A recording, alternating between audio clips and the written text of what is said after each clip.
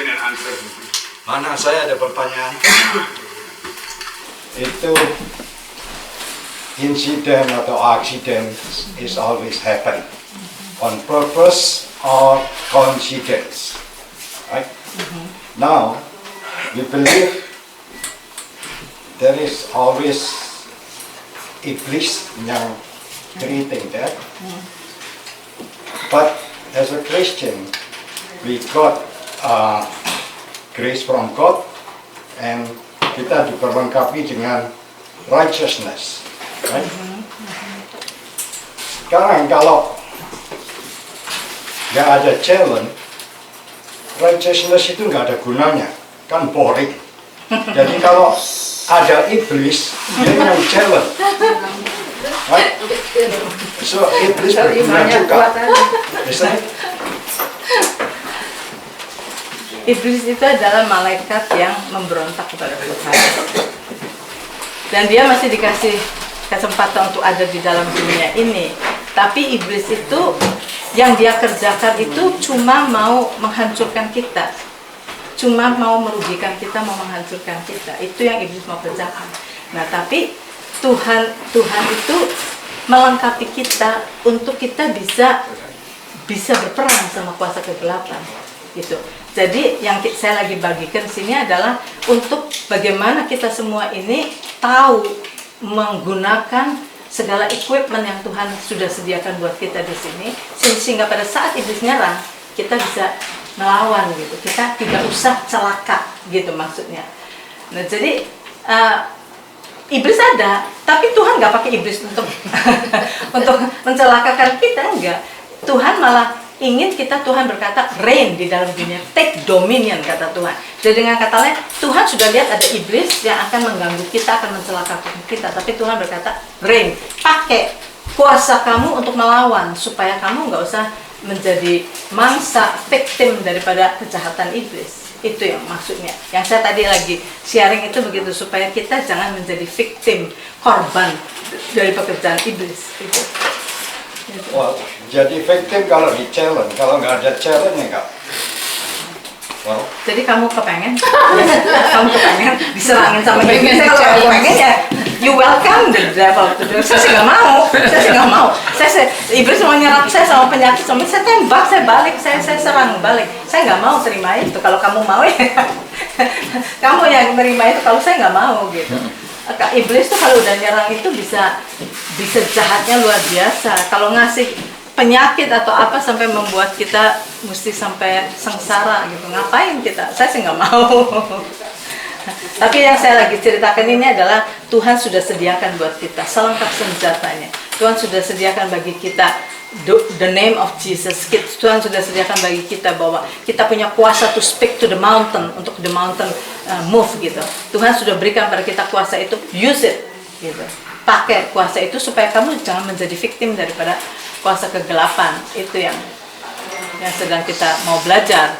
Tapi kalau orang yang mau ya kalau orang yang mau ya nggak apa-apa gitu. Orang yang benar itu orang yang righteous. Agree? Ya. Nah, orang yang benar itu juga membuat kesalahan juga. Iya. Wrong decision. So, because of that wrong decision, we just blaming iblis. Enggak. Bisa, memang kita yang salah juga bisa. Seumpama kita sakit gara-gara kita makannya nggak karuan, kita ngedrak, kita sakit, ya itu salah kita sendiri. Itu konsekuensi kita untuk kita menjadi dibereskan sama usaha kita juga. Itu ada kesalahan kita memang. Jadi nggak semua penyakit itu iblis. Ada kesalahan, ada yang kita make mistake juga. Dan yang kesalahan kita ya itu konsekuensi kita mesti bereskan gitu. Mesti sembuhkan dengan mungkin makan obat, mungkin dioperasi, mungkin apa, itu harus. Tetapi ada banyak juga yang karena iblis. Kayak saya lagi tuh jatuh dari tangga dari atas tiba-tiba 14 tingkat itu, saya nggak lagi apa-apa. 14 step. 14 tingkat. Banyak tuh. Ya itu saya ngelihat sekali diserang sama iblis tuh. Saya nggak apa-apa lagi, ini tiba-tiba kayak didorong, guduk-guduk, saya bisa sampai kepala dulu. Itu saya ngeliatnya, saya mesti khotbah hari Minggu. Saya mesti ada banyak kerjaan yang saya mesti kerjain, Pak. Nah gitu saya tahu itu saya diserang sama iblis. Nah karena itu saya langsung saya speak kuasa yang Tuhan berikan pada saya speak kepada tubuh saya speak seperti yang Tuhan katakan, speak to the mountain. Saya speak kepada tubuh saya untuk tidak ada yang patah, tidak ada apa-apa, dan kejadiannya begitu. Besok pagi-pagi jam 6 pagi saya udah bisa pergi visit orang. Nah itu kan serangan daripada iblis. Nah pada waktu saya diserang gitu, saya pakai kuasa yang Tuhan sudah berikan pada saya untuk saya nggak akan dikuasai, nggak akan jadi korban daripada iblis itu. Tetapi kalau itu salahnya kita sendiri, gara-gara bagaimana ya, ada konsekuensinya memang itu. Jadi nggak selalu semuanya iblis, kita nggak usah blame semuanya iblis. Tapi kadang-kadang menghubungkan crime and then we blame it to iblis, it doesn't match. Like in reality, our pharmacy got Rosh Rita in this year, and then I got my license stolen 2 kali. Yang terakhir ini belum ketemu. So that is about crime. We cannot connect it with iblis, isn't it? Nggak tahu, kamu yang rasain, I don't know.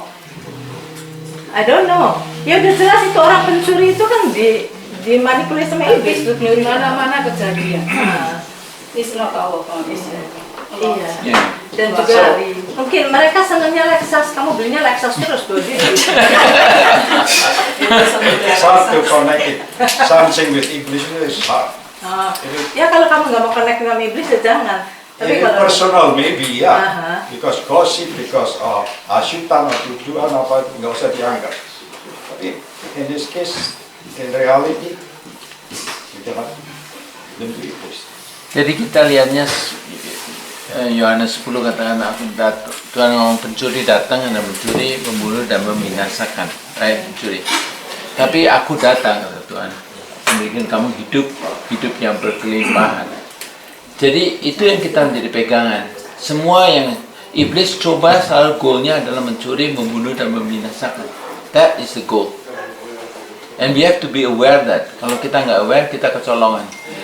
Sebab itu kita harus kita harus doa that protection. Kita selalu tiap hari kita doa, taruh diri kita di Mazmur 91 itu, in the secret place. Ya kita doain ya. Kemarin ini barusan ada satu anak di Michigan yang dia 3 bulan yang lalu kira-kira Tuhan bilang sama dia jelas sekali, doa Mazmur 91. Dia tahu mengenai itu, tapi dia nggak suka doa, dia cuma tahu aja. Tuhan bilang doa Mazmur 91, dia doa Mazmur 91 terus. And then dia bilang di dalam 3 bulan dia doa, dia kena kecelakaan terus. Terjadi ini begitu. Jadi dia udah 3 bulan dia tanya sama saya, Tante, kenapa saya doa itu? Jadi kejadian ini saya bilang, ya saya nggak tahu jawabannya, saya bilang terus terang saya nggak tahu jawabannya. Lalu itu dia penasaran, Tuhan kenapa? Tuhan suruh saya doa itu. Oh kenapa saya jadi kena kecelakaan? Dia bilang ada aja suara. Terus dia bilang kemarin ini barusan saya ada di Toronto, dia nelfon ke saya, Tante, Tuhan jawab saya. Saya bilang, nah, kenapa? Terus dia bilang gini, Tuhan bilang gini, saya sudah lihat kamu akan diserang. Gitu. Saya sudah lihat kamu akan diserang. Sebab itu saya suruh kamu doa ini. Dia bilang doa protection. Tuh lihat sekarang semua kecelakaan yang terjadi sama kamu nggak ada satu yang merugi ke dia. Dia tabrakan dor berapa mobil. Ditabrak. Terusnya itu. Terus tapi dia bilang polisinya datang, polisinya bilang yang ini salah, yang punya dia nggak salah. Pokoknya ada kecelakaan terjadi, tapi ada keselamatan dari Tuhan terus-terusan di dalam hal-hal yang itu semua. Dia ngelihat pertolongan Tuhan. Dan Tuhan bilang, aku sudah lihat iblis bakal nyerang kamu. That's why Tuhan suruh dia berdoa itu. Dan dia dengan rajin doa itu terus minta protection dari Tuhan. Dia diprotek di dalam semua eksiden yang dia hadapi. Dia terlindungi semuanya gitu. Kejadiannya iya, ada. Kecelakaannya ada. Tapi dia nggak kena apa-apa. So we have to experience ourselves. Untuk kamu bisa melihat gitu. Ya. Tapi ya kalau gitu saya doa itu setiap hari. Pagi sama malam saya doa buat semua anak saya. Saya sebut anak saya semua. Saya bilang, I put them all in the secret place of the Most High, under the shadow of the Almighty, and I will say, you are Lord Jesus, our refuge and our fortress, our God. In you we will trust. Itu my prayer. Every morning, sama mau tidur, I pray itu juga. Gitu. Bukannya berarti terus anak cucu saya nggak ada yang keserang. Oh ya, ada yang keserang, tahu-tahu sakit apa ada. Tapi saya ajari mereka untuk get out dari semua yang menyerang mereka. Sekarang si Gabe aja udah bisa. Si Gabe gitu, kalau udah nih besok paginya, Gabe, lay hand on your head. Ini dia ngomong sih. Besok paginya dia bangun, how you, Gabe, I'm healed. Because of Jesus, I'm healed. Anak itu gampang ya. I'm healed. Just believe. Mungkin aja Tuhan mau kamu ikut cell group. Only God wants you to be in the cell group. Kadang-kadang Tuhan kasih, Tuhan tuh ada maksudnya selalu. Segala sesuatu baik bagi orang-orang yang mengasihi Dia. Jadi biarpun dicolong, di apa, itu ada maksud. Tuhan mengizinkan, ada maksudnya. Mungkin kamu begitu sampai kamu tobat-tobat, oh Tuhan gitu. Ini nyambung, anaknya bilang kita mesti meyakini bahwa Tuhan ada di dalam kita, Roh Kudus ada di dalam kita. Nah sekarang tadi pertanyaannya, saya nanya juga, jadi ini menanyakan separalel dengan si Trisno. Jadi kalau gitu, kalau menurut Alkitab kan kita sebagai orang yang percaya, kita sebenarnya kan orang yang disebut righteous kan sebenarnya. Jadi righteous itu jangan digoda-godain, mau disuruh bangun deh. Mungkin apa yang Suya tadi bilang, mungkin saya ingin hubungin antara Suya dengan pertanyaan kamu. Jadi righteousness, we are righteous, right? So bukannya sampai boring. Nah ini pertanyaan apa? Dia ngomongnya bilang tadi, oh saya boring jadi disengajain mobil dicuri apa segala macam dicuri, kan bukan begitu. Maksudnya kita tetap righteous gitu loh, maksud saya. Betul kan? Iya. Nah, bukan. Saya bukan menganggap saya righteous. Saya bukan maksud Kamu saya righteous? kalau kamu righteous, Iya. tapi nggak di exercise, you become boring, right? No challenge. Nah makanya tadi saya That's tanya. why it's the English is a challenge. Oh gitu. So, Iya. Makanya saya bertanya sama Hana tadi, kita sebagai orang percaya righteous apa enggak? Nah itu saya pertanyaan saya tadi begitu, kok kita udah righteous ya kita nggak usah membuktikan lagi ya Tuhan.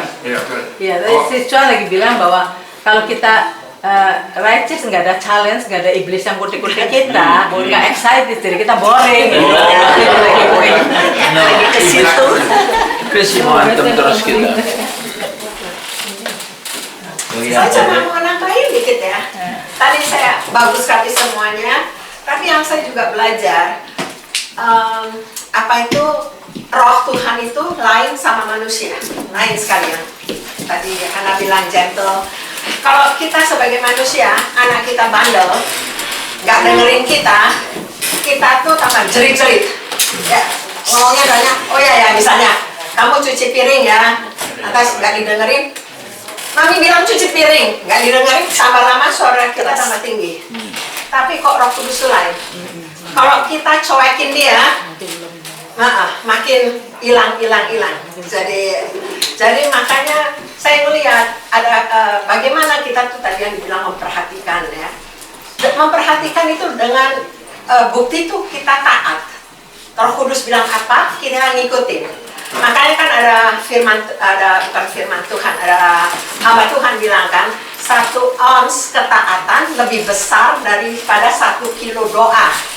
Malah di Indonesia lebih lagi, 1 ons ketaatan lebih berharga dari 1000 ton doa. Saya bilang, wow, ons itu kan kecil sekali. Jadi emang kalau kita itu dengan kelihatan, ya emang kalau ya kita percaya, mau iblis percaya. Bedanya apa? Tidak melakukan. Jadi ketaatan itu adalah yang penting. Itu adalah bukti bahwa kita benar percaya. Kok mulut kita cuma bilang percaya, tapi kita nggak berbuat. Sebetulnya itu orang kan bilang, ngomongan itu cheap. Kita bisa aja ngomong kita percaya, kita apa. Tapi dengan perbuatan kita terlihat ya. Jadi biarlah kita selalu mau dipimpin Roh Kudus, tetapi kita tuh harus mau hidup dalam pimpinan Roh Kudus dengan ketaatan kita kepada pimpinan Roh Kudus ya. Kalau nggak taat, mau doanya seberapa juga it's nothing actually ya sebetulnya. Saya cuma mau nambahin itu aja. Learn to listen to the Holy Spirit gitu tiap saat. Pada saat kita menghadapi persoalan itu, jangan langsung kita cari akal sendiri, langsung bicara sama Roh Kudus. Tuhan, saya suruh apa? Bagaimana cara saya harus berpikir gitu. Ikut sertakan Roh Kudus, ikut sertakan selalu. Dan nanti coba lihat, makin lama kita makin sensitif. Tuhan tuh suruh apa, Tuhan suruh apa gitu. Nah itu yang paling tepat yang harus kita lakukan. Seringkali kita nih punya banyak akal. Oh si Anu lagi tuh gini, ikut Anu. Ini forget about other people. Biarpun persoalannya sama yang kita hadapi, kita mesti tanya sama Roh Kudus. Tuhan, apa yang harus saya lakukan dalam hal ini gitu. Dan apa yang Tuhan katakan kita lakukan gitu. Ya ada saatnya pada waktu mungkin soal penyakit lagi disuruh dioperasi, tapi Tuhan bilang no, ya kita no. Tapi kalau ada saatnya lagi mesti dioperasi, Tuhan bilang yes, ya kita yes gitu. Jadi yang penting kita acknowledge God. Kalau kita melihat cara Tuhan Yesus hidup gitu kan, Tuhan Yesus selalu bertanya sama Bapaknya, dan Bapa selalu kasih tahu Tuhan Yesus. Jadi Tuhan Yesus tuh bertindak berdasarkan apa yang dia lihat Bapaknya lakukan, apa yang dia dengar Bapaknya katakan, itu yang dia lakukan. Dan kita juga perlu membiasakan diri kita begitu. Dan saya notice bahwa pada saat saya mulai menyadari, saya tahu, secara teori tahu, Tuhan di dalam kita tahu, kamu the temple of the Holy Spirit tahu, secara teori tahu, udah jelas tahu, udah berpuluh-puluh tahun saya tahu. Tapi pada saat saya mulai menyadarkan diri saya, Roh Kudus sama saya. Pada saat saya misalnya dulunya saya barusan cerita sama Kok Engian datang ke sana kan ngobrol-ngobrol, saya kan tahu nggak, kita ini dulu tinggal di kampung Arab. Di situ itu di sebelah sana orang Muslim, di sana masjid, di sana gang itu. Omongannya tuh tahayul melulu. Nanti ada buta hijau lah, ada apalah gitu. Jadi saya tuh ditakut-takuti terus gitu. Nah, itu tuh diam-diam menjadi filosofi daripada hidup manusia loh. Ketakutan itu membuat sampai kalau kita mau kemana gelap itu di situ gelap gitu. Gelap gitu. Tapi sekarang tuh nggak ada rasa gelisah atau apa sama sekali setelah saya menyadarkan diri saya bahwa I'm not alone. The Holy Spirit with me. The Holy Spirit with me. Siapa yang dapat melawan kata Tuhan? Kalau aku berserta dengan Engkau, siapa lawan? Aku di pihakmu. Nah itu menjadi buat saya itu menjadi rema. Kalau Tuhan beserta dengan saya, siapa lawan saya? Saya maju tuh, berani. Sekarang udah gak ada rasa takut. Itu dari permulaan takut-takut dulu. Tapi makin lama saya makin mengatakan pada diri saya sendiri, saya bersama dengan Tuhan, saya bersama dengan Kristus. Apa yang saya takuti? Itu jadi hilang semua ketakutan itu. Nah, pada saat kita dengar berita-berita yang negatif juga, saya sama Tuhan kok. Tuhan saya suruh apa? Ini katanya begini. Jangan perkatakan itu semua yang jelek dan diperkatakan. Dengar yang jelek, diam, ngomong sama Tuhan dulu. Tuhan apa? Bagaimana cara saya harus berpikir? Biar pikiran kita dipimpin oleh Tuhan. Perkataan yang keluar dari mulut kita diperkatakan oleh Tuhan. Tuhan berkata bahwa yang namanya the spirit of faith itu speak. Tadi yang 2 Korintus pasal itu dikatakan. Kalau ini spirit of faith, you akan berkata sesuai sama apa yang Tuhan janjikan. Kamu nggak mau mengatakan apa yang iblis katakan. Gitu. Oke.